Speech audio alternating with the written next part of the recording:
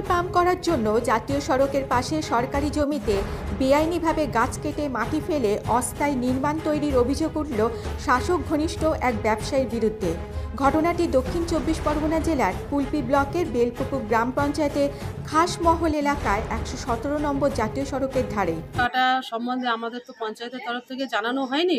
আমাদের পঞ্চায়েতের তরফ থেকে আমাদের অনেক ফলের গাছ বা দামি দামি গাছ লাগানো ছিল, কিন্তু আমাদের না জানিয়ে ওরা ভগবানপুর থেকে প্রায় ১০০ মিটার পর্যন্ত ওরা অনেক গাছ কেটে দিয়েছে, দিয়ে ওখানে মাটি ফেলে ওরা দখল করছে। কিন্তু আমি চাই যে আমি বা আমার পঞ্চায়েতের তরফ থেকে আমরা সবাই চাই যেটা আইনগতভাবে এটা ব্যবস্থা করুক, এটা আমরা সবাই চাই।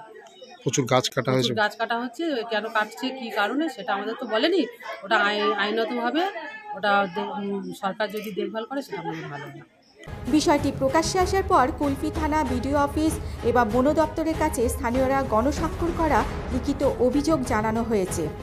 ভগবানপুর মোড় থেকে খাসমহল যে পাওয়ার স্টেশন আছে, উভয় সাইডে যে বনসৃজনটা আছে, এটা গ্রাম পঞ্চায়েতেই এই বনসৃজন করেছিল।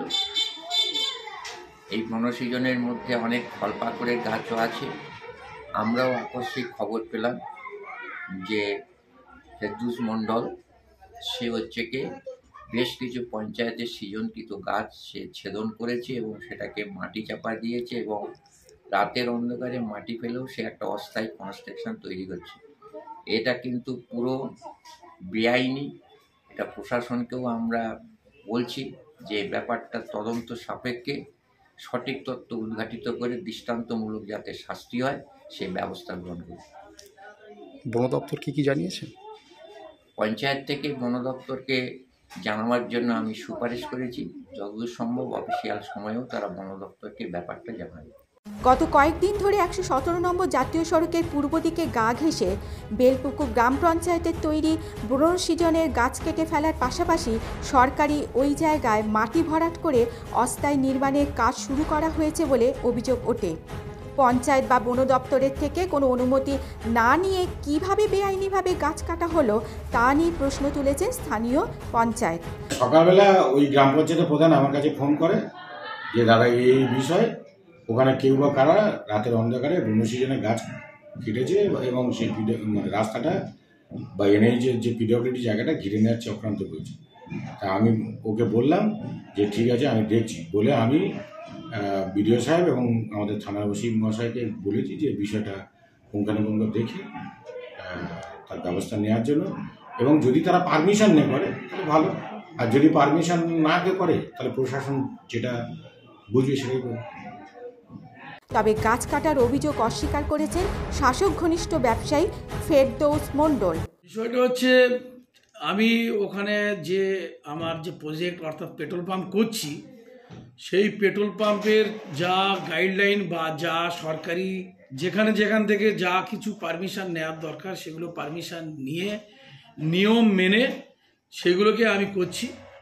তো সেখানে কোনো বলার অপেক্ষা রাখে না, কিন্তু কিছু তোলাবাজ ওখানকার লোকাল তারা আমার কাছে ইচ্ছাকৃতভাবে কিছু ডিমান্ড করে বা সেগুলোকে আমি সেই জায়গা থেকে কোনো আপোষ না করি, সেগুলোকে আপোষ না করার জন্য আমার বিরুদ্ধে মিথ্যা অভিযোগ এগুলোকে করছে এবং সেগুলোকে বিভিন্নভাবে অপপ্রচার করছে যাতে আমার ভাবমূর্তিটা নষ্ট হয়।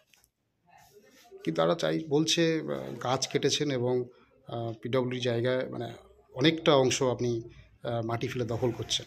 না, সেরকম কিছু নয়। এটা তো যেটা বলছে সেটা ঠিক নয়।